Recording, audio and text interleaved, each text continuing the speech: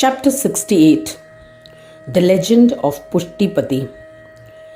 Om Shri Ganeshaya Namaha. Grisamat continued the narration.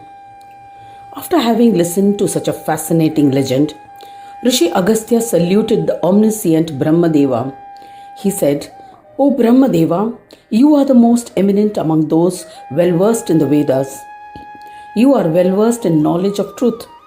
You have expounded everything in such an interesting manner that I am content. O compassionate one, how can I obtain the knowledge of Ganesha, by which I can be liberated from all my sorrows?" Pitamaha preached the knowledge which elucidated Ganesha worship and its relevance. He said, "O son, I shall explain the important knowledge of yoga. If you follow it religiously, you will become a Ganapatya.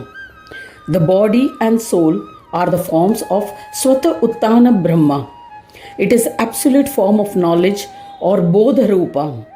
It's a form of Chaitanya or cosmic consciousness. What is referred to as Sankhya Brahma, the pure knowledge, is Parata Uttana Brahma. It is devoid of knowledge. Knowledge is for the receiver. Knowledge does not enlighten itself. It can be referred to as one's own happiness, Atma Sukha. The union form of these two is Swasamvedya Brahma, who brings about Sanyoga or union of all. He can be realized through the practice of yoga. O intellectual one, he is differentiated into 5 forms. The first differentiated form is referred to as Shakti Brahma. It is Asat Brahma. Asat means non-existence. Both Sat and Asat are part of Prakriti Maya or Saguna Brahma. Since Sat and Asat are types of qualities or attributes that can be applied to only Saguna Brahma and not to Nirguna Brahma. Nirguna Brahma is beyond Sat and Asat attributes. This animate and inanimate world is known as Asat Brahma because it is not permanent.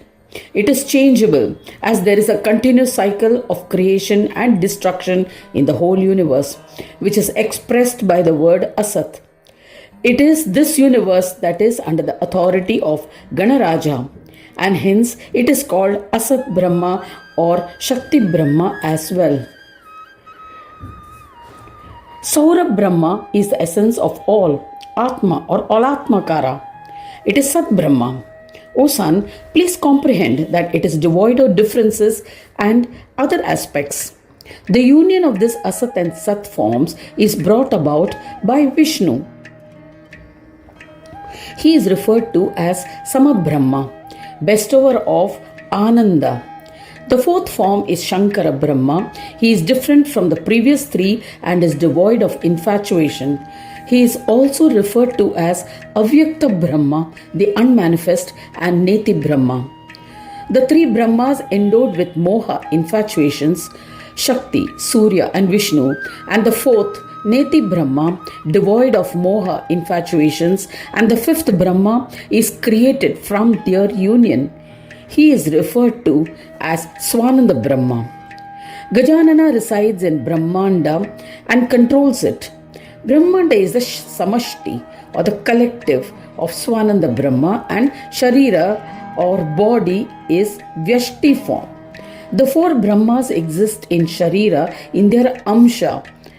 Gajanana exists in everything as a Jiva and drives it. Hence, Swananda exists in all Shariras. Every Sharira or body creates Ananda for itself and limited to itself.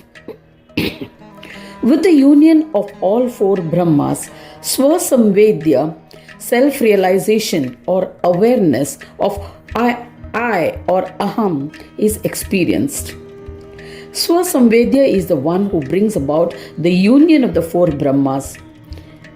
It is none other than the Atma. There is no Brahma distinct from it that brings about Sanyoga. It exists in every individual but is distinct and belongs to it. It is none other than Nijananda. They are all merged in Swananda. Brahma, which is referred to as Ayoga Brahma, is superior to Nijananda Brahma. Nijananda is related to an individual or thing. Brahma, who is not united to any other, is without a beginning and is boundless. When it unites with another, it becomes bound to it. Hence, the Brahma referred to as the Ayoga is bereft of Sanyoga. There is no doubt about it. The word yoga means union. Hence, the word Ayoga means without yoga or not united. O Mahamuni, when the union occurs between Sanyoga and Ayoga Brahma, both entities cease to exist. And the Ayoga which is created is referred to as Shanti Yoga. Union of both is Gananatha. The syllable Ga symbolizes Sanyoga and syllable Na represents Yoga. Their Lord or Swami is Ganesha. It is this Ganesha who has been described by Vedas. You should endeavor to worship him to attain happiness and Shanti. Now you are faced with grave adversity. Therefore you must meditate on him in your heart and observe Vrata on Krishna Chaturthi to attain happiness. Also referred to as Sankashti Chaturthi Vrata. O son, proceed to a forest and perform penance and austerities.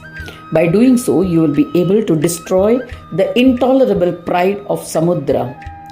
I too shall return to my duties. Gritsamada continued the narration. Agastya bowed to Brahma Deva and went to the forest. He chanted the Sadakshara mantra of Ganesha and pleased Vignesha. He was always engrossed in meditation and observed Sankashti Chaturthi Vrata, which destroys calamities. After 3 months, Ekadanta was pleased with his observance of Vrata, meditation and penance, performed with wholehearted devotion. On Panchami, the 5th day of the lunar month, in Krishna Paksha, the phase of the waning moon, there was an important Akashvani, celestial announcement. This happiness bestowing announcement was heard by Agastya. O Muni Agastya, go to Samudra, contemplate on Ganesha and drink its waters. Kill Vatapi who is hiding in the Samudra with the powers of your penance. Thereafter, Agastya vehemently went to Samudra, contemplated on Ganesha and started drinking the waters of the sea. When he had consumed all the waters, the eminent Muni burnt Vatapi, slayer of Brahmins.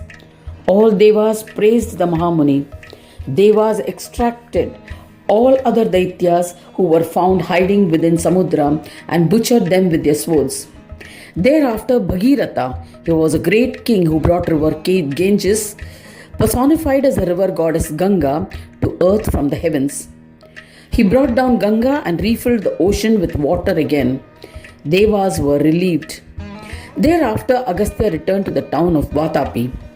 He accepted immense wealth from the king. He returned to his ashrama. He satisfied Lopamudra in various ways. After that, he chanted the superior Ganesha mantra and commenced austerities.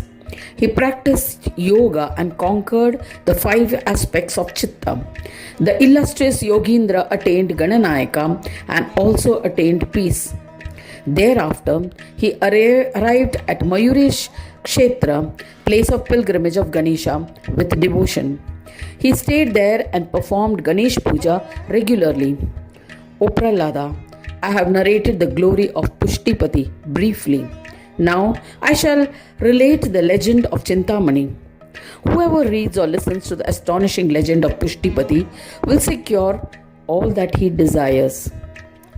Thus ends the 68th chapter titled Legend of Pushtipati in the second khanda of the Puran Upanishad, Sriman Mudgal Puran, describing the legends of Ekadanta, dedicated to Sri Gajanana.